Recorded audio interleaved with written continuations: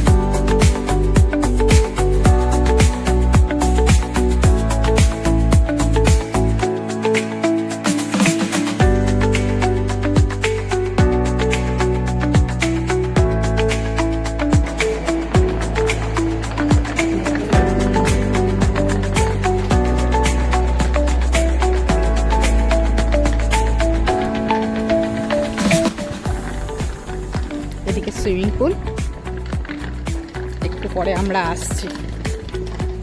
এখানে আবার ঝুলা, দারুণ প্রপার্টি, খুবই সুন্দর লাগছে দেখতে।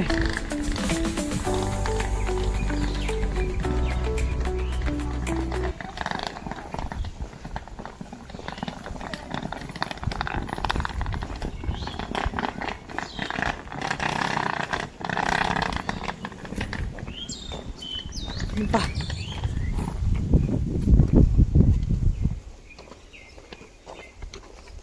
আর এখান থেকে গিয়ে সিঁড়ি দিয়ে উঠে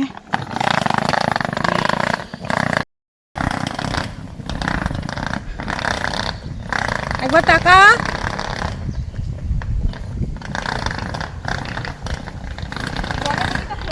হলো। আমাদের এখানে রুম দিয়েছে। আমাদের রুম প্রথমে নিচতলায় দিচ্ছিল, কিন্তু রুমে ঢুকে এত ভ্যাপসা গন্ধ, মনে হচ্ছিল প্রায় 1 বছর ধরে এই মানে ঘরের কোনো দরজা জানলা খোলা হয় না। আর সেখান থেকে আমরা ভীষণভাবে ঝগড়া করে তারপরে আমরা উপরের রুমটা নিলাম।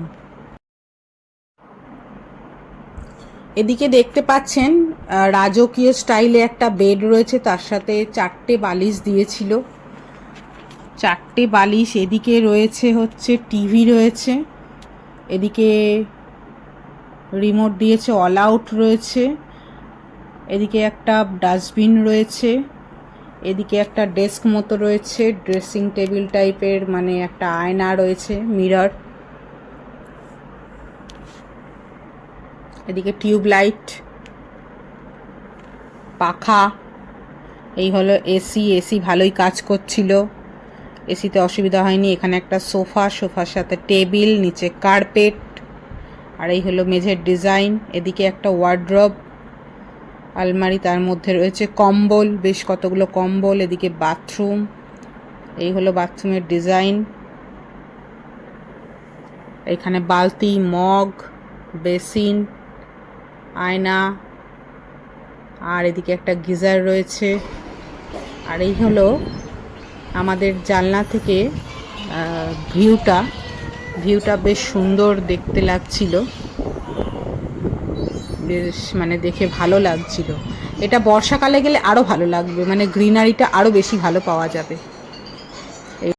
এখানে টয়লেটারিজ দিয়েছে, এই যে এখানে দুটো ব্রাশ, কোলগেট, জো সোপ, এখানে আবার জো সোপ, বিউটি সোপ, আবার এখানে শ্যাম্পু আর দুটো টাওয়েল।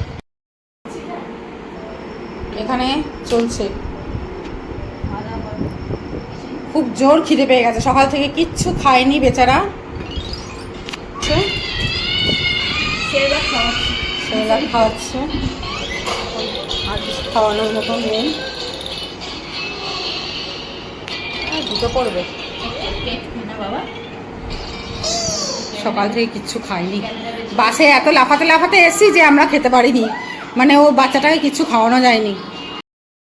এই বাটির ভর্তি ভাত দিয়েছিল, এই যে দুজনের জন্য 2 প্লেট ভাত, প্লেন রাইস 90 রুপিস করে। এখানে রয়েছে এগ কারি 110, দুটো ডিম দিয়েছে।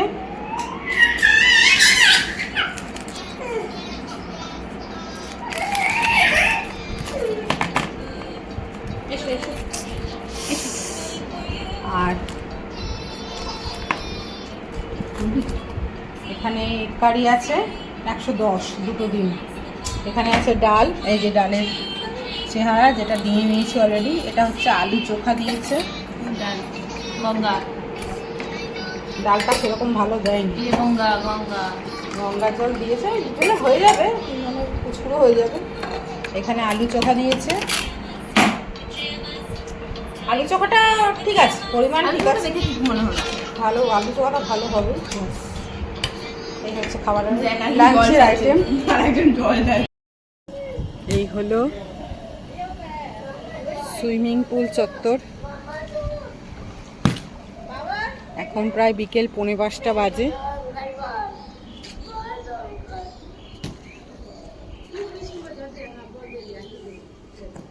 জলও খুব একটা পরিষ্কার না, নিট অ্যান্ড ক্লিন না, তবে সব কিছুই কেমন একটু আনহাইজিনিক টাইপ।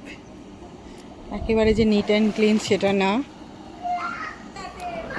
পুলের ওই সাইডে যে দুটো দরজা মতো দেখা যাচ্ছে, সেটা হলো আসলে বাথরুম, একটা লেডিস একটা জেন্টস।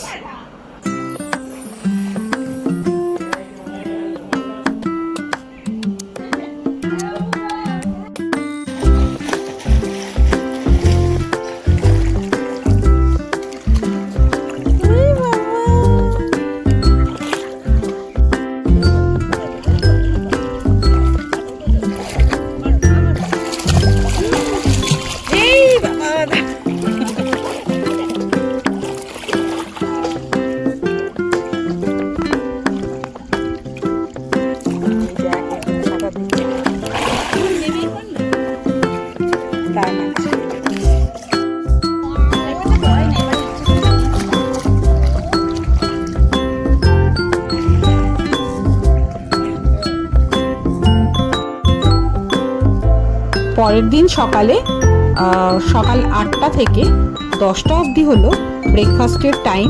এখন এটা হচ্ছে ব্রেকফাস্ট করার জায়গা, মানে ডাইনিং হল। এখানে আমরা এখন যাচ্ছি ব্রেকফাস্ট করতে। তো দেখুন কী কী ব্রেকফাস্টের আইটেমগুলো রয়েছে।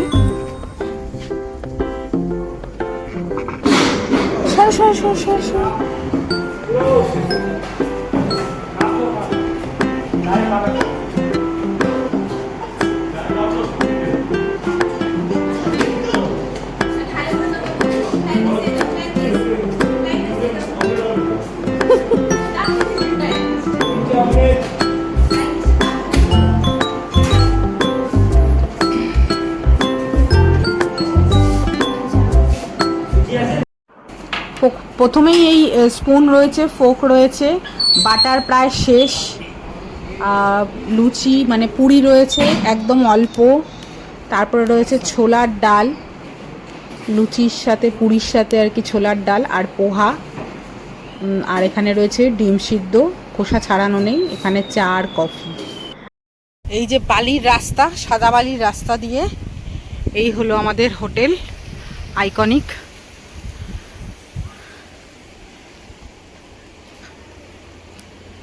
এই যে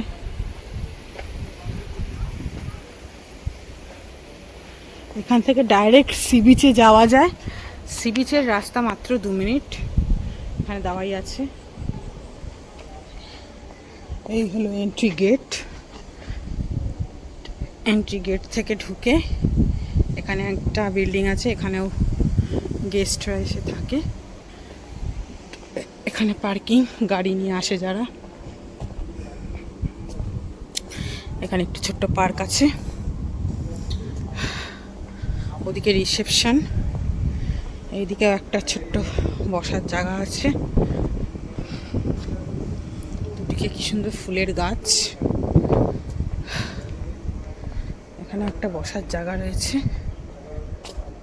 অনেক বড় এরিয়া, কিন্তু লোক নেই, বসে থাকার এখানে লোক নেই।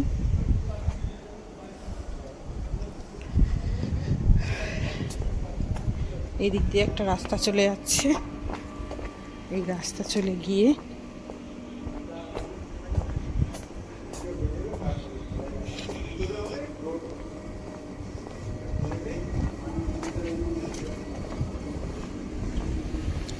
এই হচ্ছে সুইমিং পুল।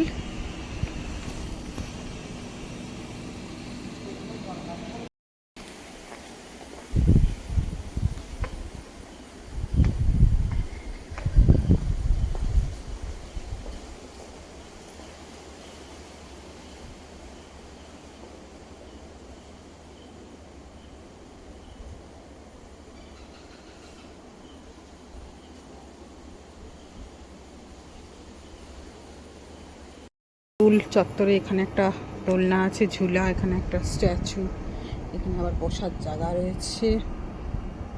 এদিকে টয়লেট আছে,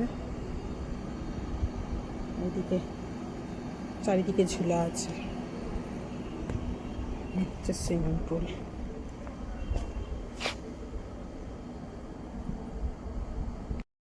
ওদিকে আছে খাবার জায়গা, সকালে ব্রেকফাস্ট যেখান থেকে করেছিলাম। এবার চলে যাচ্ছি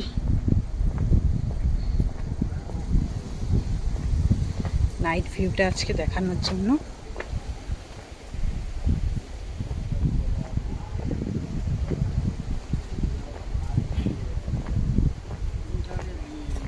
হোটেলের প্রপার্টি অনেক বড়, কিন্তু রুমগুলো জানি না কতদিন মেনটেন করা হয়নি।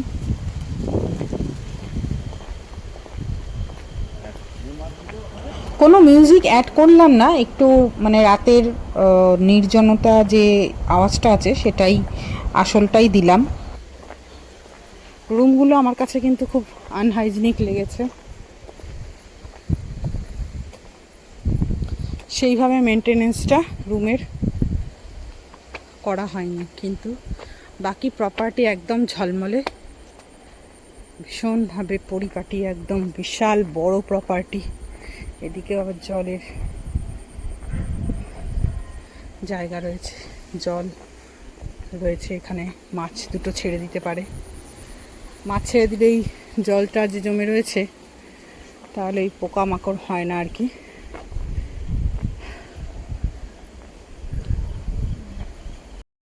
রুমের বাইরে থেকে তবে খুবই অপরিষ্কার, জানি না কীরকম স্টাফ মেনটেনেন্স হয়। এই যে কীরকম নোংরা, রাতে থেকে এখনো পর্যন্ত 10:30 বাজে, 10:30 বেজে গেছে, এখনও কোনো রকম পরিষ্কারের কোনো ইয়ে নেই। সব কীরকম নোংরা, কালকে রাতে কুকুর এসে সব নোংরা ছিটিয়ে ছড়িয়ে ইয়ে করেছে, কিন্তু কোনো রকম পরিষ্কার কিচ্ছু নেই। কোনো রকম মেনটেনেন্স আমার মনে হয় না খুব ভালো আছে, মানে ক্লিন অ্যান্ড ক্লিয়ার যে ব্যাপারটা, দেখুন কীরকম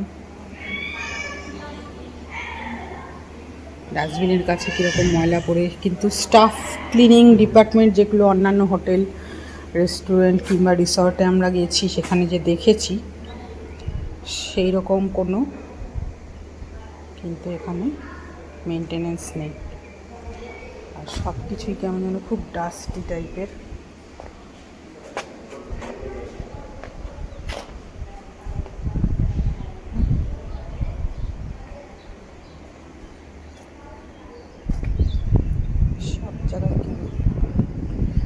বাইরের ভিউ খুব সুন্দর, ওইখান থেকে পুরো সমুদ্র এখান থেকে দেখা যায়,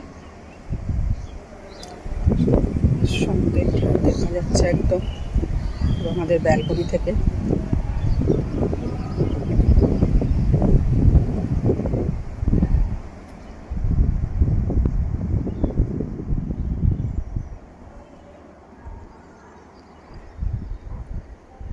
চাষের ক্ষেত, এখন ধান কাটা হয়ে গেছে, তবে চাষের খুব ক্ষতি হয়েছে।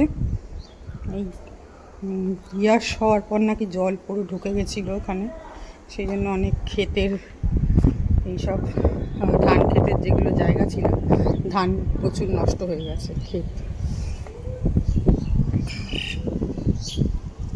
এদিকেও ভীষণভাবে চত্বরটা ময়লা।